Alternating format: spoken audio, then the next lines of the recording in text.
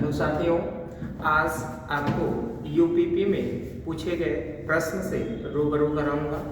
देखिए 2019 में जो फर्स्ट शिफ्ट आपका प्रश्न था वो कैसे किस तरीके का प्रश्न था उनसे आपको रूबरू कराऊंगा। देखिए कह रहा है कि ए और बी 12 दिनों में एक काम पूरा करते हैं। ए और बी एक काम कितने दिनों में करते हैं? 12 दिनों में। कितने दिनों में? 12 दिनों में। कह रहा है आगे कि बी और सी उसे 16 दिनों में पूरा करते हैं। बी और सी उसे कितने दिनों में करते हैं? 16 दिनों में करते हैं। फिर कह रहा है ए और सी वही काम 24 दिनों में पूरा करते हैं। तो ए और सी वही काम कितने दिनों में पूरा करते हैं? 24 दिनों में। तो ऐसे प्रश्न में आपको सोचने की आवश्यकता नहीं है। सबसे पहले आप क्या करोगे? ऐसे प्रश्न में इन तीनों का सबसे पहले आप लोग क्या निकालो? एलसीएम निकालो। क्या निकालो? एलसीएम। देखिए एलसीएम आप ऐसे निकाल सकते हैं 12, 16 और 24। एलसीएम कैसे निकालेंगे? 2 से डिवाइड कर दें कि 4 से डिवाइड कर दें? 4 से डिवाइड कर सकते हो, 2 से भी डिवाइड कर सकते हो। 4 से डिवाइड करेंगे 4 तिहाई 12, 4 चौक 16, 4 छंग 24। फिर किससे डिवाइड कर दें?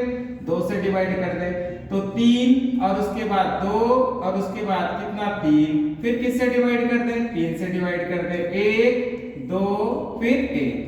अब इसके बाद आपका एलसीएम क्या आया है?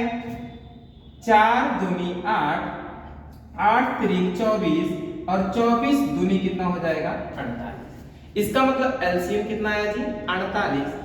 जब एलसीएम आपका निकल जाए तब आपको क्या करना है? जरा ध्यान पूर्वक समझें। एलसीएम आया कितना?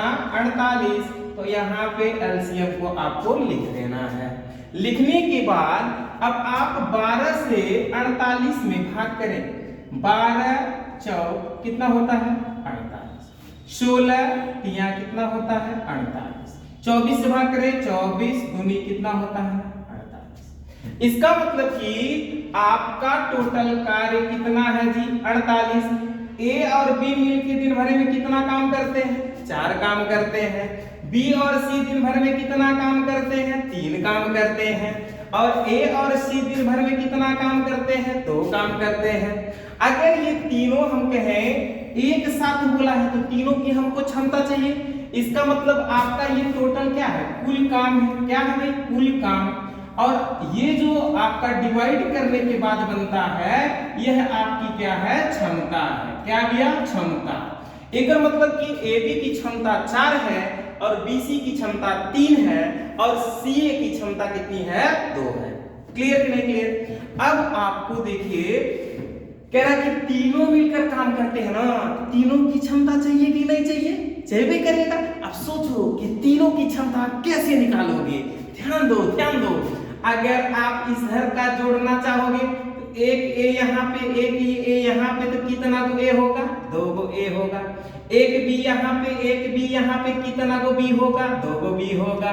एगो सी यहाँ पे, एगो सी यहाँ पे, कितना गो सी होगा? 2 गो सी होगा।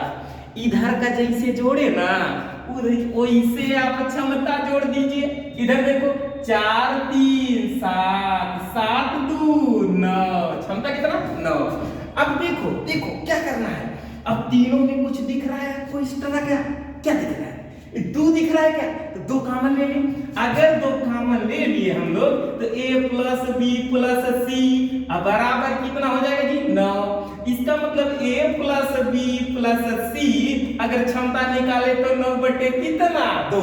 एक मतलब तीनों का क्षमता आ गया कि नहीं आ गया? अब जब तीनों का क्षमता आ गया सोचो सोचो क्या सोच रहे हैं? ए बी सी कितना? 9 बटे 2 मतलब 9 बटे 2 रोटी खाते हैं। अब आपके घर में कितना रोटी है? 48। तो सोचो कि 48 रोटी खाने में कितना को समय लगाएंगे? तो 9 बटे 2 से भाग करेंगे कि नहीं? बोलो।